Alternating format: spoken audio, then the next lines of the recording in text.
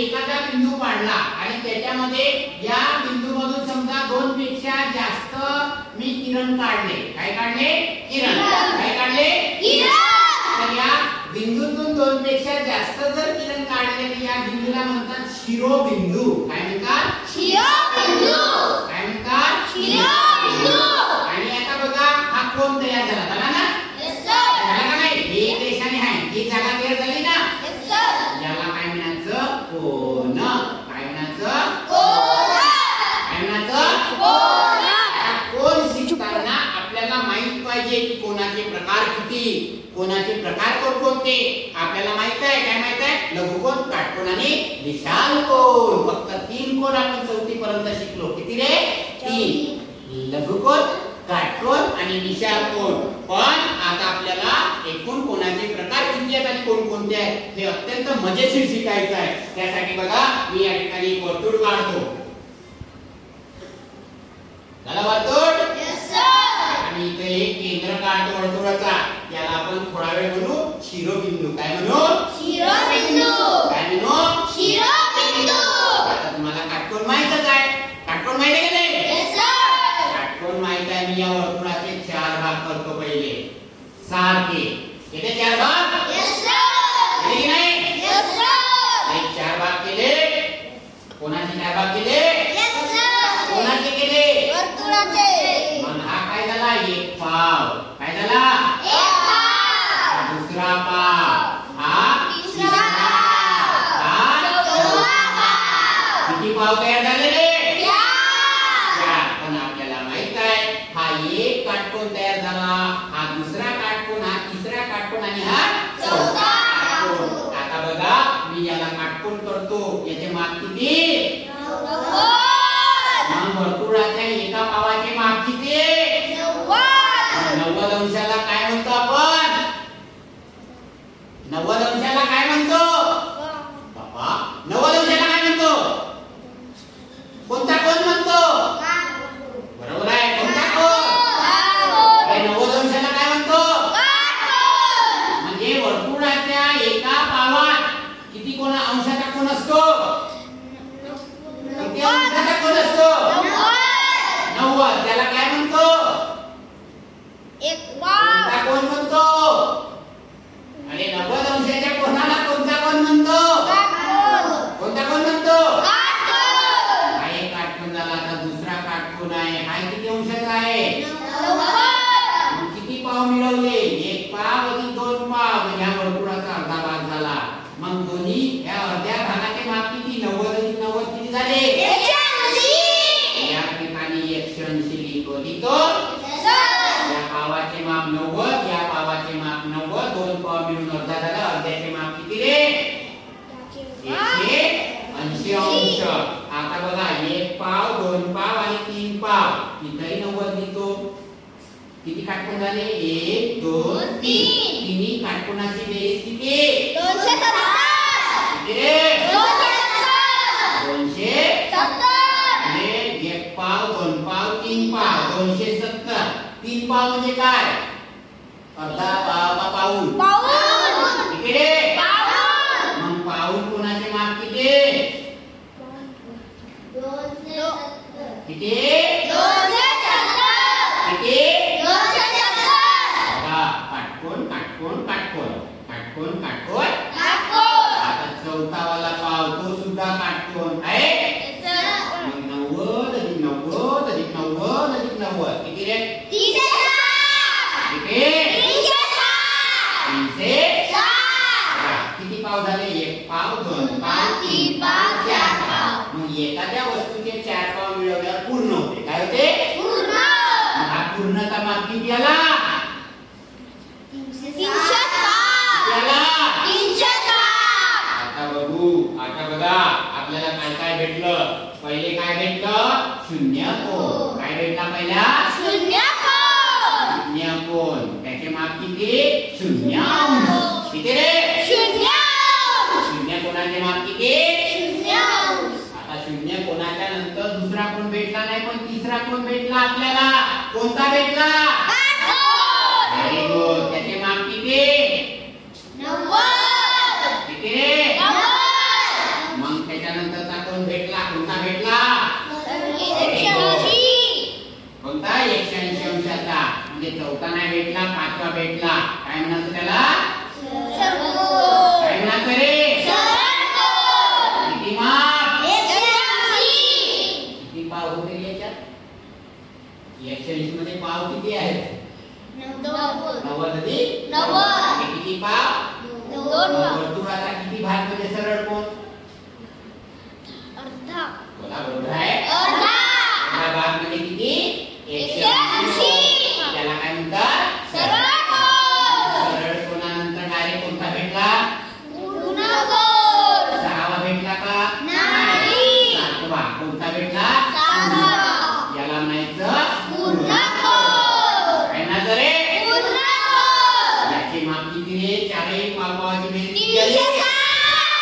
तीनशे साठ. बघा आपल्याला 4 कोण भेटले. भेटले भेटले की नाही. भेटले की नाही. आता बघा शून्य कोणानंतरचा कोण भेटला का नाही. मग शून्य कोण आणि काटकोण हा बघा पहिला पाव आहे. आहे का नाही पहिला पाव. आहे का नाही. मग या दोघांमधला कोण शोधायचा आहे. शोधायचा आहे. मग याचा नियम आहे काय आहे.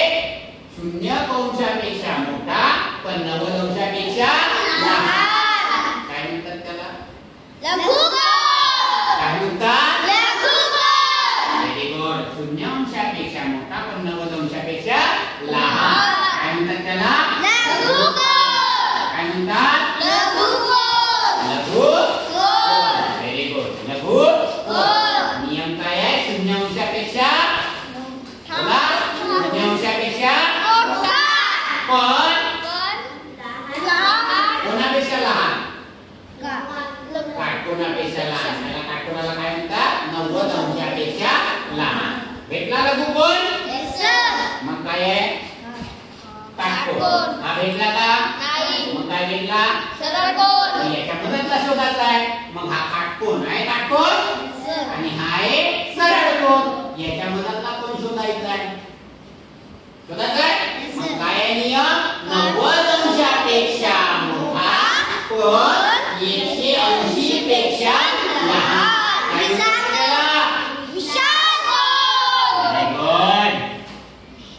काय म्हणतात. विशाल कोण. किती कोण झाले. 1 2 3 4 5. किती कोण झाले. बघा लघुकोण शोधताना 0 आणि 90 याचा विचार केला. विशाल कोण शोधताना 90 आणि 180 म्हणजे काटकोन आणि सरळ कोण याचा विचार केला. आता बघा सरळ कोण आणि पूर्ण कोण. हा सरळ कोण आहे आणि हा पुन्हा पूर्ण कोण आहे. या भागातला कोणताही कोण म्हणजे कोणता कोण रे. 180 पेक्षा मोठा पण 360 पेक्षा लहान. कोणता कोण. कोणता कोण. विशाल कोण. ओके समजलं. आता सांगा कोणाचे प्रकार किती भेटले. 7 पर्यंत कोणता कोण शिकलो आपण. लघुकोण काटकोण विशाल कोण. हा एवढा शिकलो थोडक्यात. बरोबर आहे. लघुकोण काटकोण विशाल कोण. पण आता किती भेटले. 7. कोण कोणती वाचा बरं.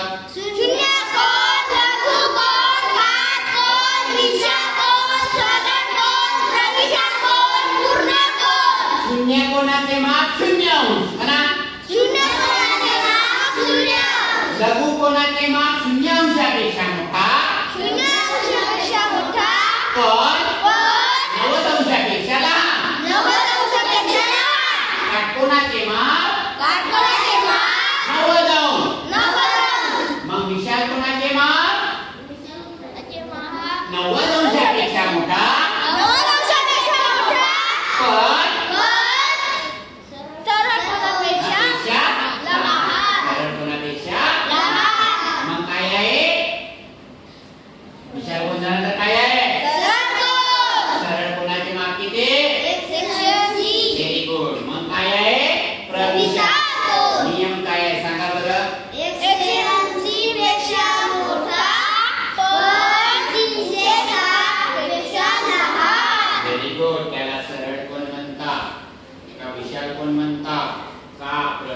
पण सांगा.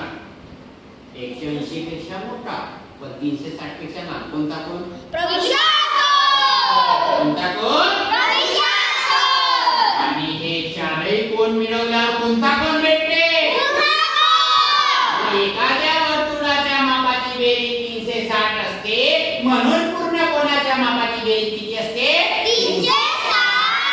याच्यामध्ये कला काय नाव ठेवायचं. नाव काय ठेवायचं. शूलका 20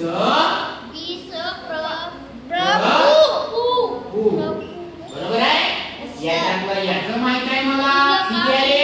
0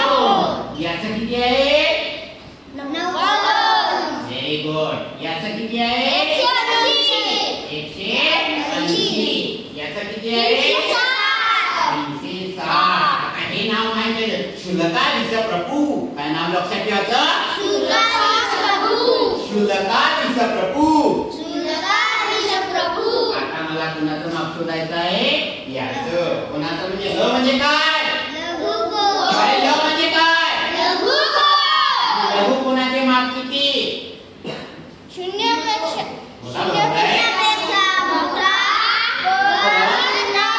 पेक्षा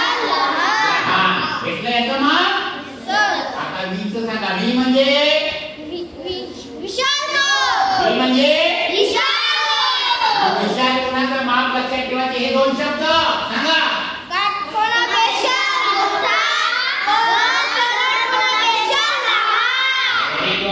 भेटलं याचं. आता काय आहे प्रविशाल.